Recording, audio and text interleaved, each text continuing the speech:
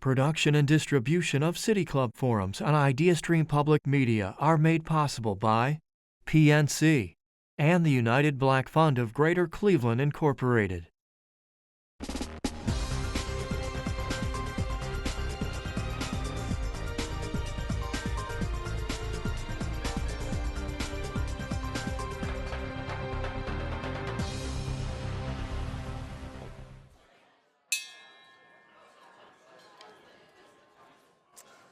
Good afternoon. Hello, everyone. I am welcome to the City Club of Cleveland. We're devoted to conversations of consequence that help democracy thrive. It is Thursday, February 8th. I'm Jeff St. Clair, host and reporter at IdeaStream Public Media and moderator for today's conversation. We are at the start, maybe we're midway through a revolution in technology with the rise of artificial intelligence, AI. AI is everywhere, and it is fundamentally changing our world in ways that are difficult to predict. AI is already being used across many sectors, including workforce development and job training, and the topic of today's program, which is the modern job hunt. Today, we're going to look at how employers understand, evaluate, and match workers with their ideal careers using AI. Using personality and culture tests has been around for some time, and now workforce development apps have churned out complicated algorithms to ensure strong matches. But does this technology account for external and internal bias, risk-taking, or a willingness for big change? Today, we're going to hear from experts in AI on how we can create and use this technology to improve the social determinants of work and help eliminate barriers to success. So, joining me on stage is Bethany Friedlander, President and CEO at Newbridge. Bethany, welcome. Neal Bruce, who is Chief Product Officer at Arena Analytics, and Conn, President and CEO at the McGregor Foundation. For those of you streaming online, you can text questions, and that number is 330-541-5794. So if you're streaming and you want to text a question or even sitting here, 330-541-5794. The City Club staff will try to get your questions for the second half of the program. So, members and friends of the City Club of Cleveland, please join me in welcoming our guest today.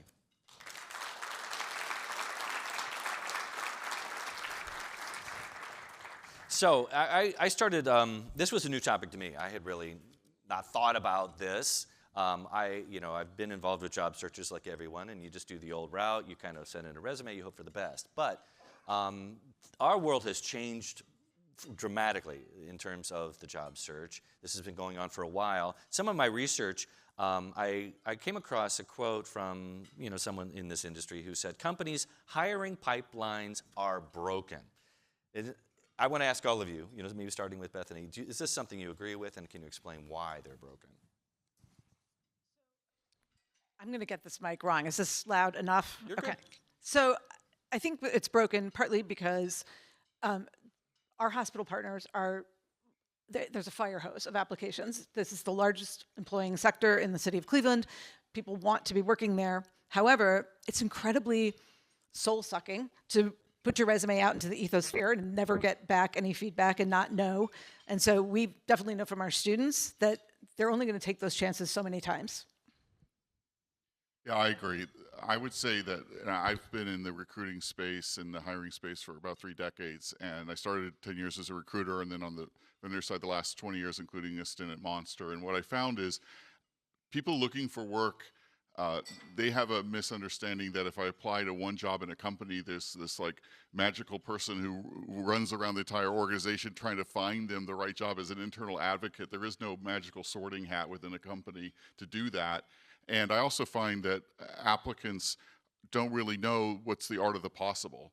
They often are fairly myopic in the way they look at jobs, and technology hasn't helped them with that problem. It hasn't historically helped them find more opportunities, and even to know when companies are willing to invest in them, what is possible. And so I feel like there's a real lack of communication for the applicant. There's a real lack of technological support for the organizations, and that results in kind of a really broken outcome.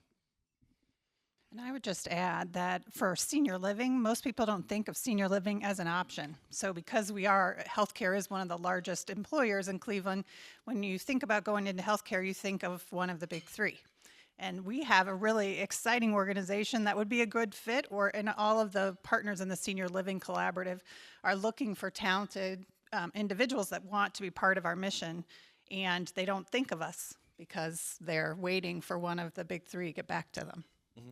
And I want to follow up with you a little bit about, like, this is one of the sectors we're looking at today, specifically as senior people working in that industry in senior care. Tell us a little bit about that, like how, maybe if we're going to define the problem, how big is it? What is the challenges that you're facing in finding qualified workers? Sure. So if you think back to 2020, at that time, for every senior over age 65, there were 8 caregivers to take care of one senior.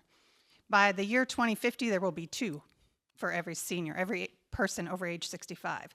So just from a demographic shift, there aren't enough individuals to help provide care for the people who will need them. So we're really trying to utilize this tool, and I will get into the details, to find the right fit for individuals who want to be part of a larger mission, who have caring for other individuals. We can teach and train the skill set, but we're really trying to find the right fit within our organization and industry. Yeah, Bethany sent me some statistics, of what's going on in, I guess, a lot of industries have high turnover. In fact, more than half of people who start working in a place are going to either be quit or fired, within a certain period of time. And that's a problem for employers because to hire a person, average, it costs over $4,000, just the process of doing that. And I guess the analysis is that we can find solutions because employee turnover can be prevented, and that's what Arena is providing some of those solutions. But there are problems with AI too. So this is a process everyone's working through, and there's plenty of concern about AI in other sectors. But I want to just put a quote here from Arena, which is, if people don't know, if you haven't understood, that this is a company that Neal works for that provides solutions for people seeking to fill positions.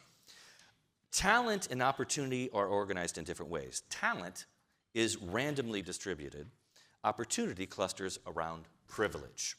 So basically, there's a lot of people living in neighborhoods who don't have jobs. The jobs are clustered around areas that have seen investment over the years, right? And this is sort of where your interest in Arena is, Bethany. So describe how you feel that we're going to maybe attack that problem between need and privilege. So in our healthcare sector partnership work, our hospitals have clearly said that they have retention problems, particularly with entry-level workers. Additionally, there's a cost, but there's also a cost to patient care, and we need to really think about this as a much more dire circumstance.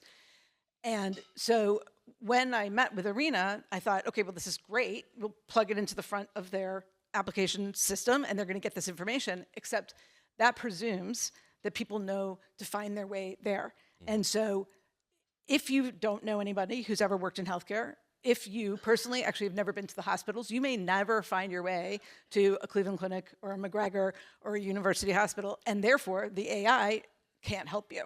So I asked Arena a philosophical question, which is, what if you pulled it off of the ATS and you put it in the middle of the community? ATS, what's that? The application tracking system. So as opposed to having it working exclusively for that company, what if we went cross-sector? What if we went cross the city?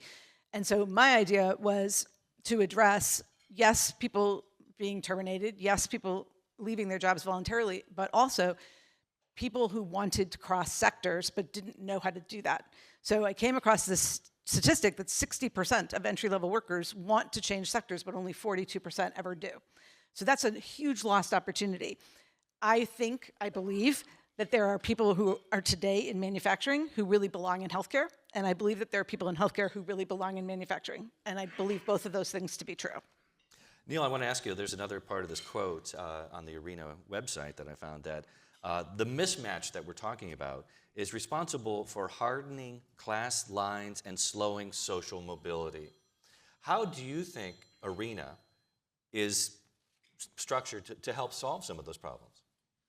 Yeah, I will say that technology has focused initially for, like, say, the last 20 years in jobs around skills and academic credentials, which are easy to match, but frankly have an incredibly disproportionate disadvantaged outcome for people, because frankly, most skills with a motivated person can be learned, and lots of organizations are willing to train. And so I think that we've been going down a path around looking for people who've already done what we want them to do, which frankly isn't very motivating. Like, you might want to hire people who haven't done everything you want them to do.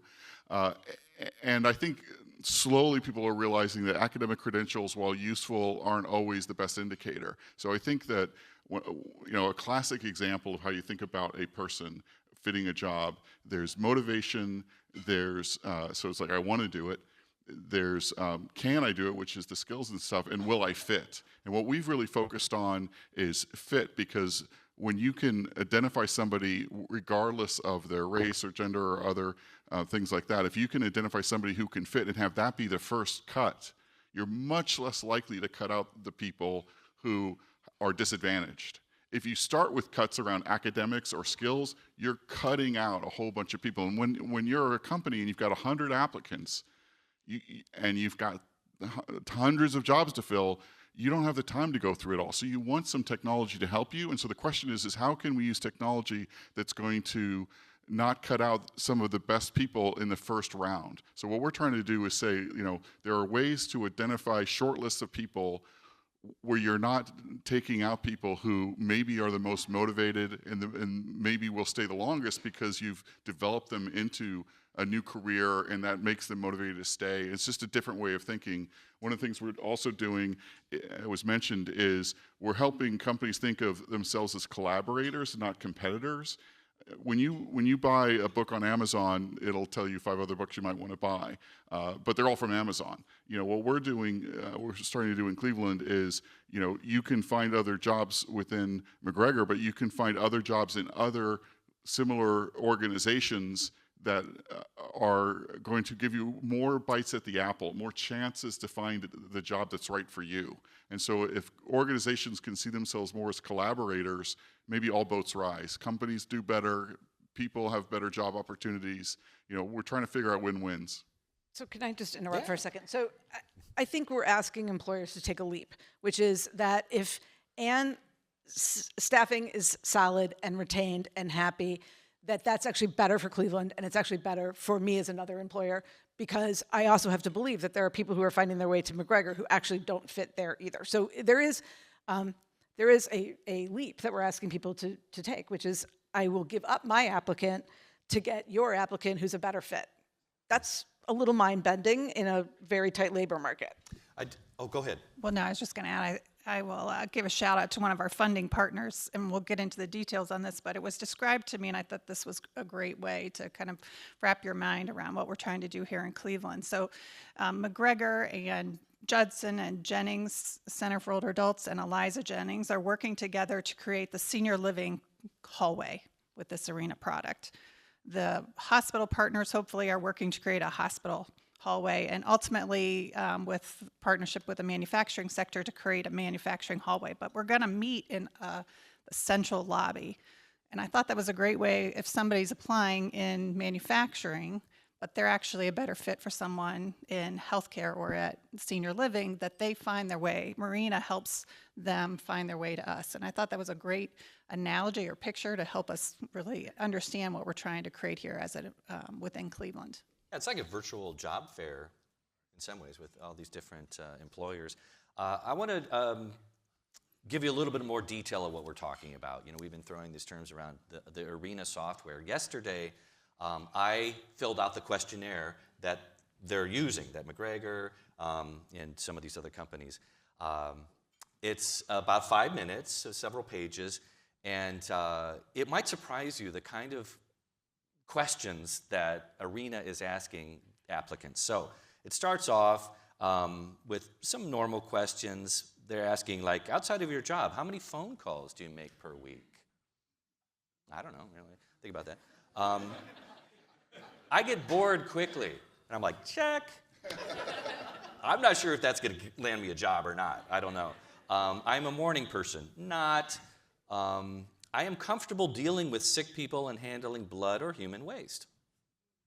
I don't know. I mean, I would think that would be a criteria, actually, for those specific job skills you're looking for. I am good at keeping secrets.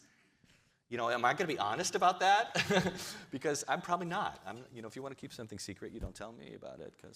And it's funny, when I was going over this list with some of the my colleagues, they're like, you're going to lie about that. Nobody's going to honestly say I'm not good at keeping secrets. But Neal, this is how this software works. You have plenty of other questions on here that really dig into a fitness, or what would you call aptitude, right? Yeah, I would say it's are you going to fit into that? And what we do, the way we give predictions, the way the software works is you take the assessment and then we judge a person associated with a particular job in a particular location. So somebody who might be likely to stay longer in a rural setting may not stay as long in an urban setting. And so you might wonder, like, how do we know? So what we do is we look at for a company, we get 3 years past historical information about all of the people they've hired and how long they have stayed, and then we get ongoing information. So what happens is the machine learning understands, for people in this location, in this job, if they answer this way, they stick or they don't. And we have models, we have a series of machine learning models, one for 30 days, 60 days, 90 days, 180 days, 360 days. I think after 360, things about your boss matter way more than your hiring experience. So we really are focusing on the first year, but it is really interesting to help not only organizations, but also applicants know, like, who's got a decent shot of sticking with a job. Because what we hear is companies are willing to invest, but if these people just don't want to do the work, no matter how much we invest, then we're both wasting time. So what we can do is we can give someone an assessment, and then having already scanned, so we have been around for 10 years roughly. We've got 3 million people who've taken the assessment across 2,000 locations. So more than just Cleveland. And we can then scan in the local geography other jobs that they're likely to fit, as we were talking about, and that's really promising. If I know that I'm not just sending a cross my finger resume for a job, but that I've got a shot at really fitting in this organization, and the company will know that I've got a shot, then I'm at least past the first cut. Then I got a shot at really having a conversation. And the key is, when I was a recruiter, the key was just get the right people having that first interview. Like, once that happens, then all kinds of good things can happen. But there's so many barriers to just getting that first interview. We're trying to change the way that people look at applicants and have a broader view of what's possible. I just want to lift a couple more of these. I am embarrassed by any mistakes that I make. Yes. I guess I'd be honest about that. I like to tell stories. I thought that was an interesting question for a job application. Is that something that I don't know, how will this work for you? How will this help you? I can use an example on that. I like to tell stories. Most of our work is relational, right? You're living or you're working in people's homes. So you are coming in and working with individuals every day. So if they like to tell you stories or you like to share about your day, that's probably going to be a little easier in our setting than maybe manufacturing, as an example. We're going to go to questions, probably about 10 minutes or so, but I wanted to address some of the concerns that many people have about AI taking over the world. And an interesting thing on ARENA's website, there is a large section devoted to the ethics of AI, and an acknowledgement that the possible damage a particular system might cause. AI functions more effectively in environments with finite boundaries and fixed rules. So you have to define, like, what ethical framework are you using in your company? There are plenty of examples of AI really screwing up that in this phase where we're in. And it's a guarantee that all of us are going to be interacting with AI in different ways, and we're going to have to trust that the system is going to be self-policing in some way. Arena is getting out in front of that in some ways by putting together an ethical framework. Harm can range from inconvenience to substantial economic and emotional damage for people using this system. We are just beginning to understand both the potential strengths and weaknesses of our tools. Can we talk a little bit about that? How are we going to mitigate that? Yeah, so I think there's a lot of risk in turning over too much decision making to computers. I will also say there's a lot of risk of having decisions made by humans. As much risk as there is of bias in computers, there's a ton of risk and bias of humans too. And so I think that we have to look at both things. But from a computer perspective, one of the things that we've built is this whole bias mitigation engine. It's a separate set of machine learning algorithms that is looking at, it's asking the question, can I determine, is this a male or a woman that we're evaluating? Is this age, veteran status? So the key that our adversarial bias mitigation engines are looking for is there any way to determine information that might lead to bias before the engine makes a prediction? There are not that many AI companies who have figured out how to do that in an effective way, and we can actually measure. We've got reporting that shows that if you think of 50 out of 100 being zero bias, we can say without our engine maybe we're like 54. With the engine, we're with the bias mitigation turn on, we're at like 52. The noise factor is kind of like at 53 or more, so like below that you wouldn't even know. But humans are at like 80. So like I think that we absolutely need to figure out how to help humans be better at bias, make sure that we're not training. There's been tons of mistakes made around AI training where like if you just blindly put in a bunch of resumes, which again are going to be academic and skill and address location oriented things, you're going to end up with frankly, in lots of jobs in the US, a lot of white males that they're going to try to hire because they have historically done great. And you have to train your models with the right data. If you train models to reinforce past problems, you're going to get outcomes that are going to continue with those past problems. And so I think looking at it differently it'll be interesting to see how this works. Yeah, Bethany, I want to ask you, what made you decide to work with Arena? And how does it help you? So at Newbridge, we actually took a baby step into AI when we started our sterile processing job. So sterile processing was our first non-patient facing role, and we didn't know how to pick applicants. So what's that job? Describe that job. that is the job that sterilizes all of your tools that are going to be used in the surgery and actually inspects them all for flaws so that they're going to work exactly as they should in the operating room. Very important.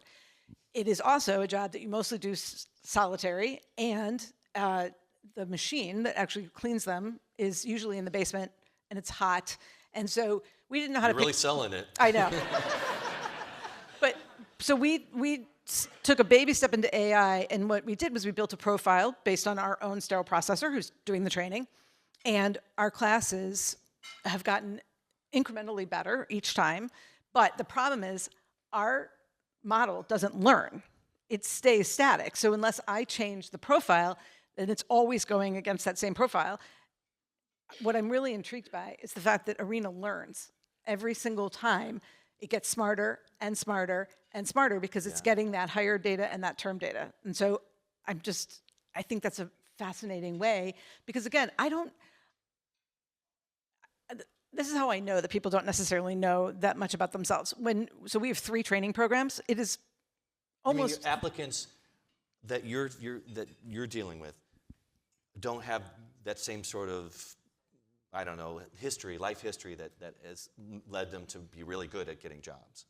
Or even to know what they should be doing. So about 80% of my students have either cared for a family member with an illness or have been cared for, so they know that they have the empathy and the compassion, but they don't know where they fit into the organizations.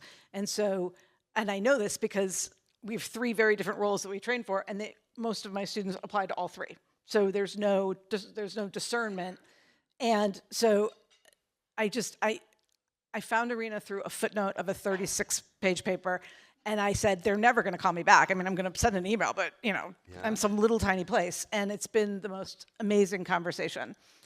So I think what's interesting, in looking back at some of the missteps that AI has seen in this industry, Amazon, for example, used resume screening software, and they found that it was filled with bias, that it was much worse actually than having a human do that screening. They couldn't fix the AI, they had to scrap the whole thing. But you're saying Arena has the ability to continually improve its work? So there's two ways we're continuously improving. One is we are tracking over months and years how long are people staying based on their answers.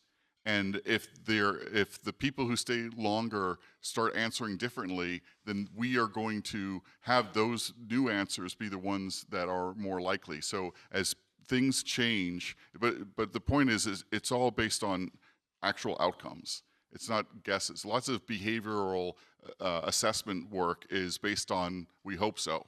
But what we're doing is we're actually looking at who is staying in jobs and how did they answer those questions for that location and for that job.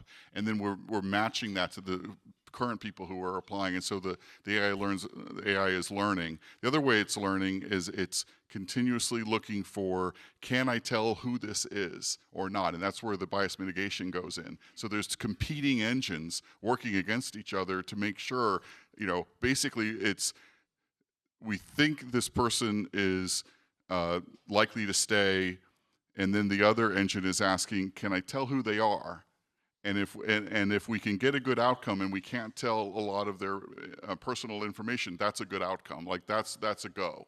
And so I think that what we need to think about is how AI can be double checking itself and not just be running amok, which I think is historically, and frankly, like I said, garbage in, garbage out. If you put in a bunch of resumes, you're going to get people who've historically done well in jobs, and we know that that's a subset of who should be getting jobs. Yeah, in part of the research too, I was finding that some of these AI systems, they really like applicants whose name is Jared and played lacrosse. Well, I mean, there's bias built into it. Well, I'll just say real quick, I live in Boston. I was a recruiter in Boston for many years, and there was a study done in Boston, and it really kind of broke my heart, and I showed it to the recruiters, where they took resumes and they randomly changed names and town locations, and people who had white-sounding names in white-sounding towns, it didn't matter what their skills were or what their education was, they got interviewed more. You could look it up. There was a study done probably 20 years ago. I doubt things have changed much in the last 20 years. We have a real problem with being able to look at people with fair eyes, and we've got to get machines that help us do that. One more question before we turn it over to the audience. Ann, I want to just wrap up with you that all this discussion about bias, but how will Arena improve your hiring? Well, I think you said it best when we were doing some of our planning around. We want to utilize AI where, let's say, computers do math fairly well, humans not so much.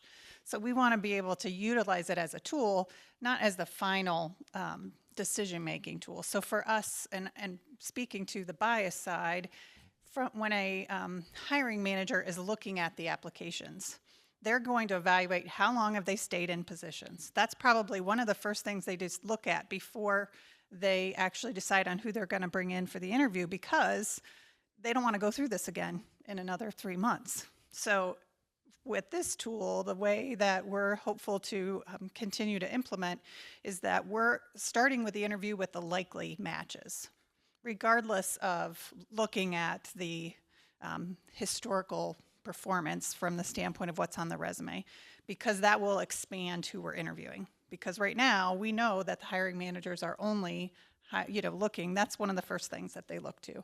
No matter how much you train on that, that's one of our challenges. So I think that's an opportunity for us.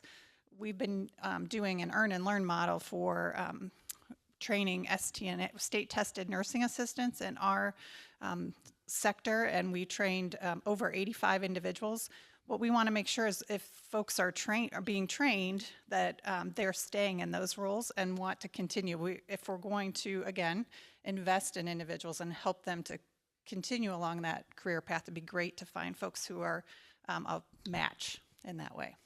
All right, let's begin the audience Q&A. Once again, just to reset for our streamers, I'm Jeff St. Clair from IdeaStream Public Media, and today we are discussing how we can create and use artificial intelligence, AI technology, to improve the social determinants of work and help eliminate barriers to success. We're talking with Bethany Friedlander, President and CEO at Newbridge, Neal Bruce, Chief Product Officer at Arena Analytics, and Conn, President and CEO of the McGregor Foundation. So we welcome questions from everyone here, City Club members, guests, students, and those joining via our live stream at cityclub.org. Again, you can text us 330-541-5794. And anyone ready? Okay, we have our first question. Both professional and legal standards require that people making business decisions, HR and other decisions, are supposed to know what the resources they're making those decisions on. Traditionally, it's been if you hire a lawyer or an accountant, you better know you've hired somebody who's competent. With AI, the better the program you hire, the less you're going to know how it works, the data it uses, so the less you're actually going to know how it came up with its conclusions. You're saying, well, we're going to have all this after-the-fact testing, which could be years down the road, in which case you've had years of discrimination or just bad judgments. How do you balance using AI, but at the same time fulfilling your obligations as professionals about knowing what you're recommending before you actually recommend it? We're looking at you, Neal. I get this one. Great. So, yeah, you bring up great questions, and you're right. The more you go towards deep learning aspects of machine learning, the less clear the reason is why the machines pick the way they do. That's just true. What we do with our customers is we look at the pools of people that are being selected to be more likely to stay. We also look at and we actually usually, every time I've seen us do a contract, we do a guarantee that it works, so that if you hire the people we say are likely, you will see lower turnover. And we put our money where our mouth is, where if that doesn't happen, then you will get your money back. So I think the question wasn't that. The question wasn't, does it work? I think the question was, is it fair? And I think, we're constantly trying to understand how we can deliver. We're looking at how our bias mitigation is balancing out fairness, and looking at populations and seeing, are we creating a more robust applicant pool? But I think that this is also something that is going to be continuing to evolve. So I don't have a definitive answer for yes in all cases. I think this is something that's going to evolve. I don't know if that answers your question. Kind of. Yeah. That's probably the best I could do, add. is kind of. Ann? I think the other piece is this isn't, you're not selecting the candidate, it's really just expanding the pool. So it's still up to us as employers and clinical leaders to make sure that the people we're hiring have the skill set that they need, especially when you are a licensed, like an accountant. Being a former accountant myself, I would say the same, right? You want to make sure you're hiring somebody that's technically competent, but if you never get to the interview, then you miss out on a whole number of people that could have been technically competent, but not eligible for an interview. So I think that's where we're trying to solve maybe a little different challenge. It's a black box, though. There is definitely a black box element to it. One thing that I think would be, and I don't know that this has been done yet, but I would love to see, a computer selection short list of applicants that has a real bias mitigation approach head to head against a bunch of humans, and who's going to be more biased. I think that's a really easy answer. Who's going to win that? And so I think that what we're doing now is probably in a lot of ways worse than embracing technology that doesn't really care if you're white or black or a man or a woman. It just cares about are you likely to perform? And so maybe that's a better approach, but yeah, to be determined. Next question. Okay. Our next question is a text question. It says, how can this type of AI help high school students determine academic tracks in high school, STEM focused schools, and art schools, or find a college or a major? Bethany, are you thinking? I'm throwing it to you. So I'm going to go back to Kelly. So Kelly has told me that this is much better. Kelly from Arena. Yes, Analytics. this is quite funny that I'm answering this question because I'm not the right person, but that it's not about helping you with an educational pathway. It's about helping you and a fit for a particular job. And those are really two different things. And so, again, what we're talking about here are mostly non-credentialed positions. So it's really, the fit is the most important piece. Once you get to the credentials, I'm out. I don't. Right.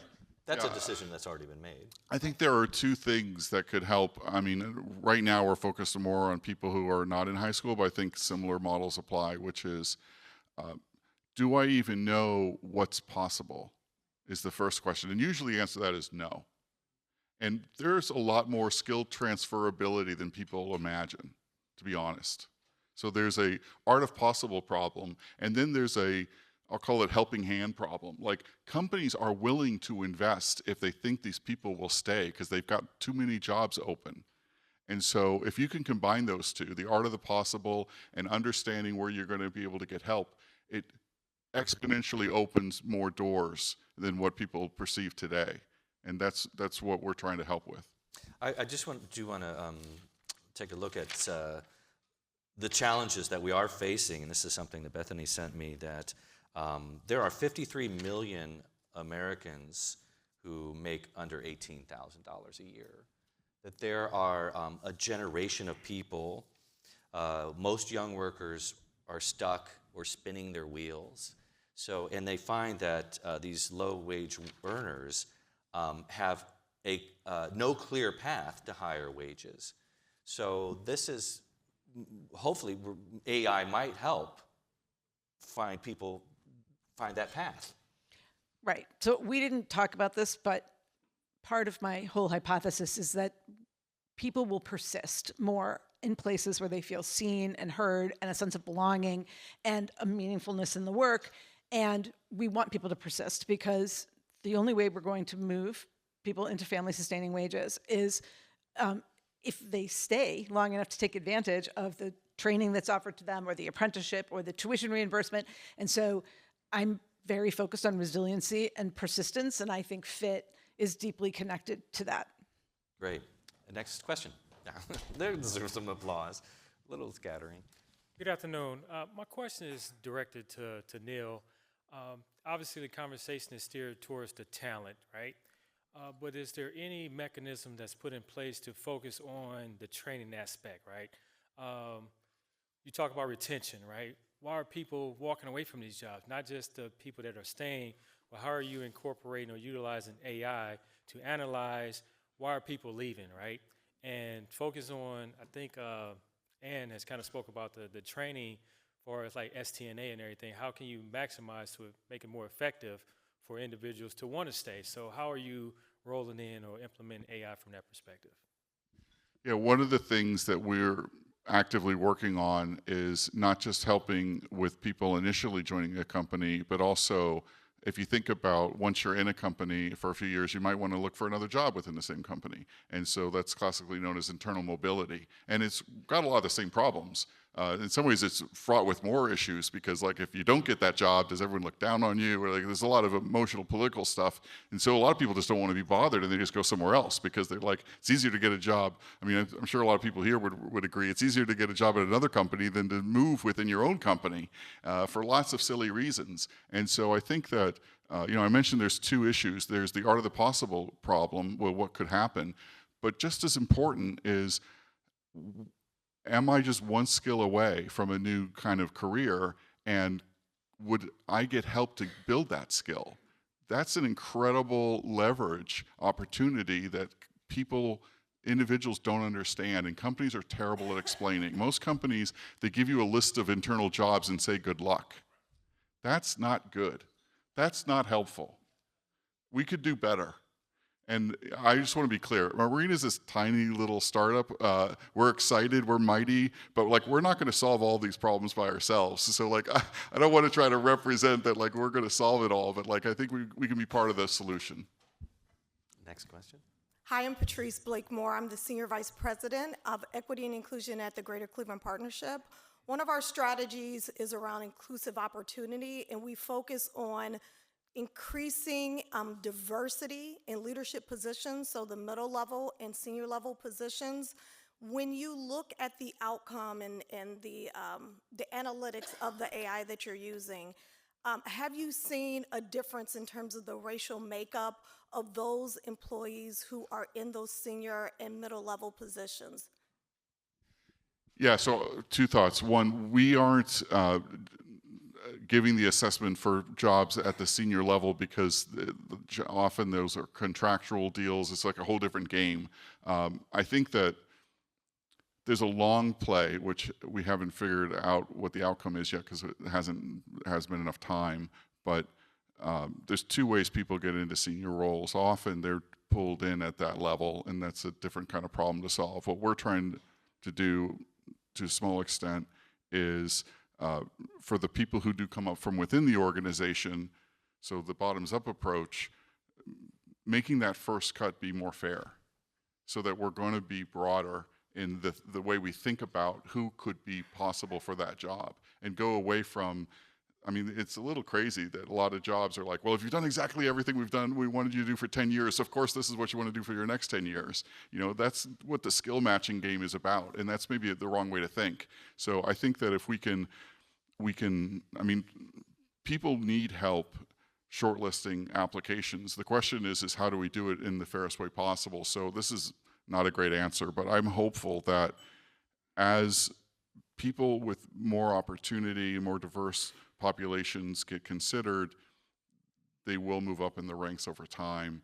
We're probably not going to be the fast track to solve for that. I think there are different kinds of technologies and tools for executives that could make a better, faster path to that.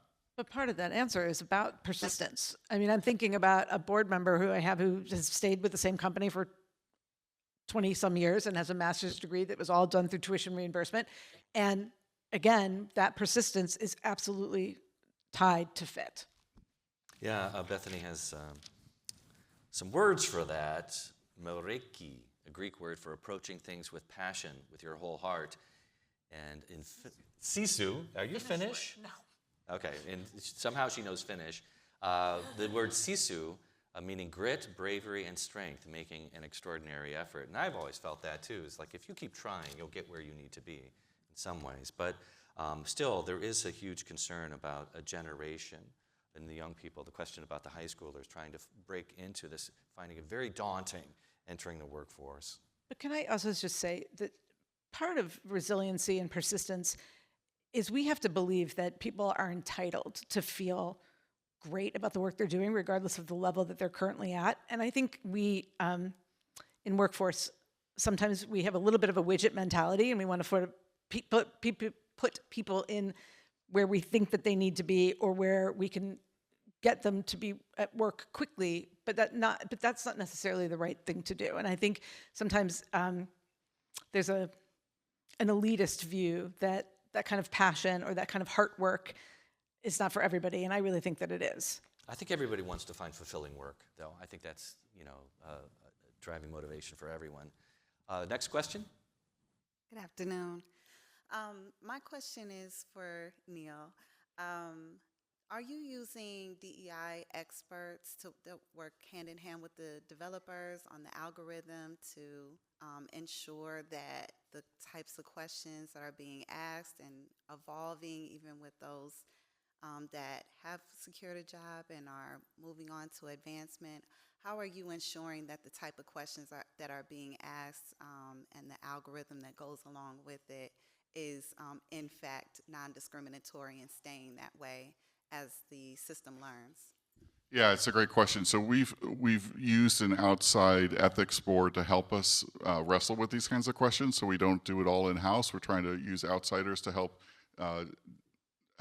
make those decisions, help us figure that out. I will say that our our bias mitigation techniques are helping us understand, are any of those questions going to also lead to bias? So I think it's a combination of human intervention and really what the outcome data shows with how, I mean, a key question when the system is making a prediction is, can we tell much about who they are? And the less we can tell about these areas of possible discrimination, is the less we can determine that, the better, because then we're really judging the person and we're not judging these attributes.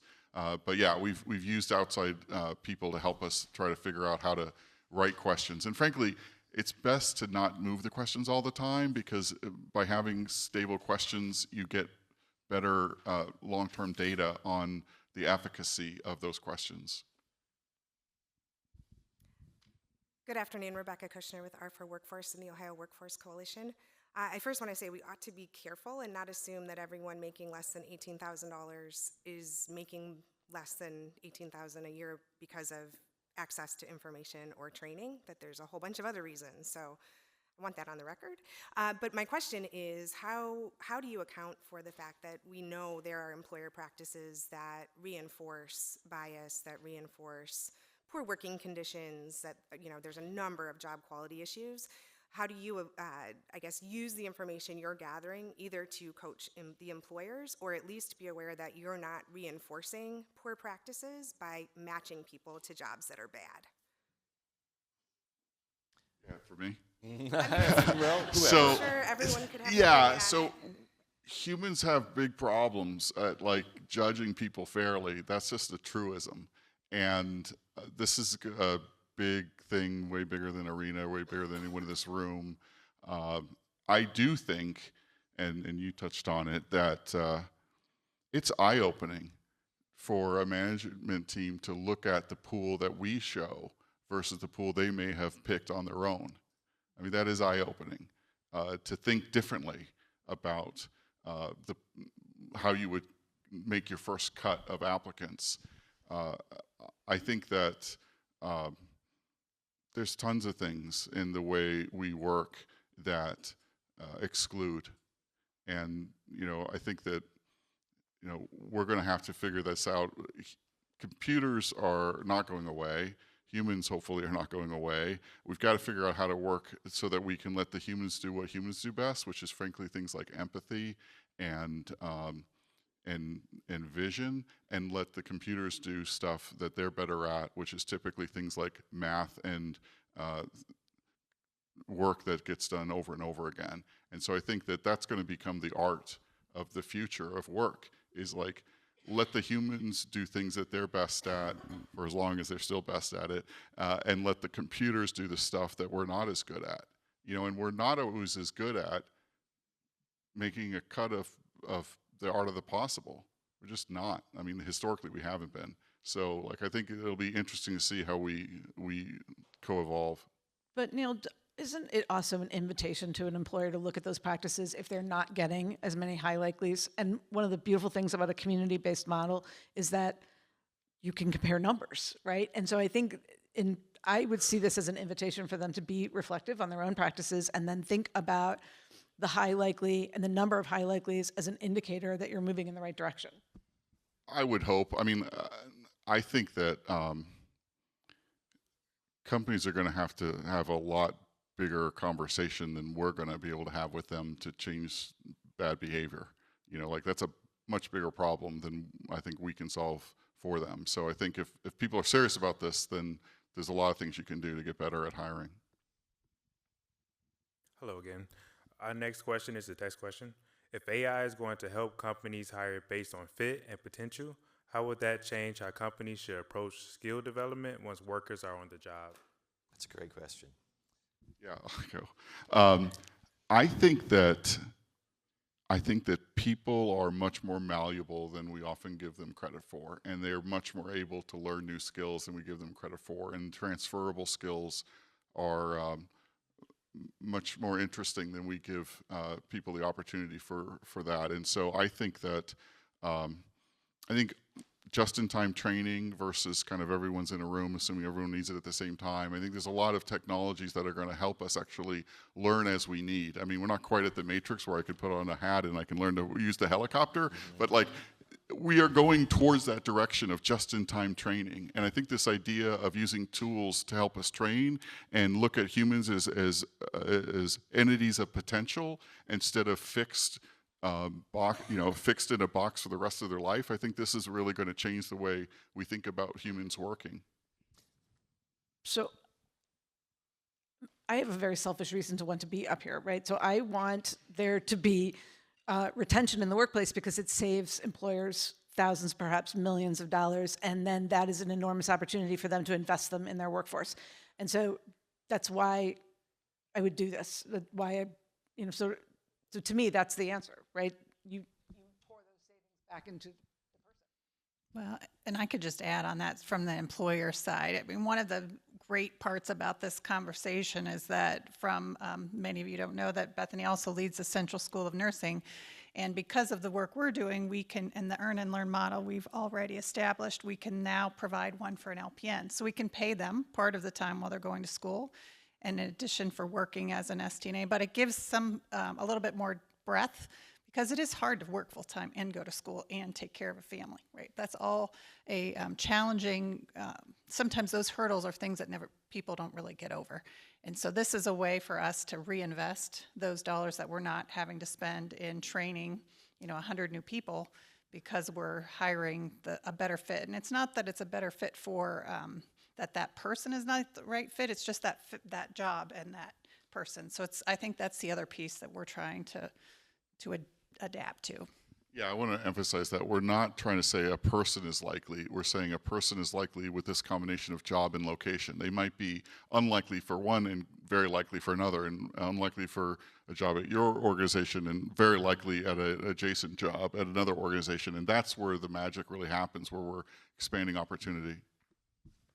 Hi, I want a job. I'm going to put all the right keywords on my resume. I'm going to Google the right answers to the personality test. How do we stop people from gaming the system and trying to answer the way I think you want me to answer, the way the computer wants me to answer? Because computers can more likely be tricked, perhaps, than human. Human have the ability to have intuitions and things like that, and computers are just going off the data, and I'm afraid it can be tricked. Yeah, there was an example where people were having ChatGPT write their resume that went to an AI sorter, so it was these two computers talking to each other to get the job. Yeah, I'll say humans can be tricked, not just computers. I do really think this game that we're going to be playing in the workforce over the next 20 years is like figuring out what it is to be human and leaning in on that and figuring out what we should let go of and letting computers do the rest. I think that's an existential question. I mean, I just think that we're not going to stop the leverage that technology gives us, and so the question is how can we use it in the best way possible? I do think that people try to game everything, and sometimes that works, I guess, is the short answer. And also, I would like to add that some of these questions, here's any job is better than no job at all. I don't know how to respond to that. I guess I would say that. a job. I mean, personally, I've had jobs where I was asked to do things that I ethically wasn't willing to do, and I walked away. And in that case, no job was better than a job. So I think that there are times, for me personally, I would say no job's better than a job, and then I just find a job that I don't get asked to do things I'm not ethically opposed to. Yeah. And I do want to just mention too, just because a job opportunity comes up as high likely does not mean you are required to apply for that job. It is absolutely your right to continue to have a dream of a particular employer or a particular role, even if it didn't come up as a high likely. And there are people who don't know certain things about themselves, but there's also people who do know certain things about themselves and do have a sense of where they belong. So last question. Oh, where'd he go? Oh, sorry. Okay, that's it then. What a great conversation.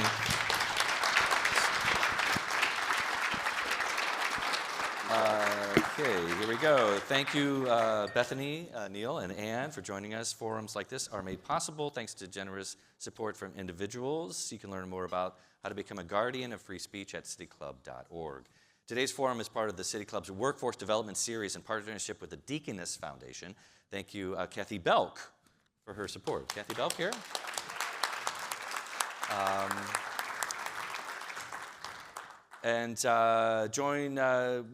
Join me in welcoming our students who are from Brookside High School.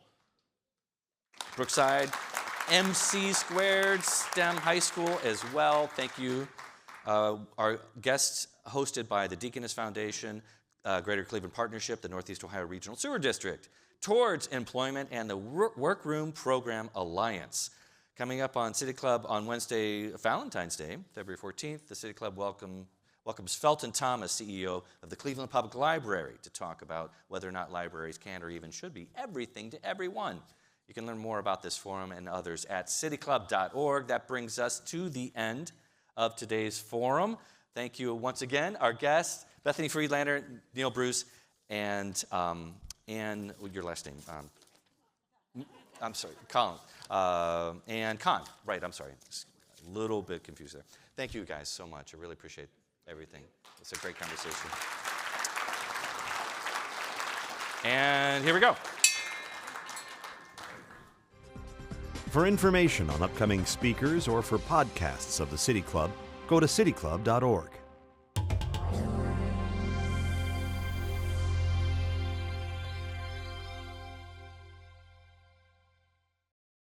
Production and distribution of City Club forums on IdeaStream Public Media are made possible by PNC and the United Black Fund of Greater Cleveland, Incorporated.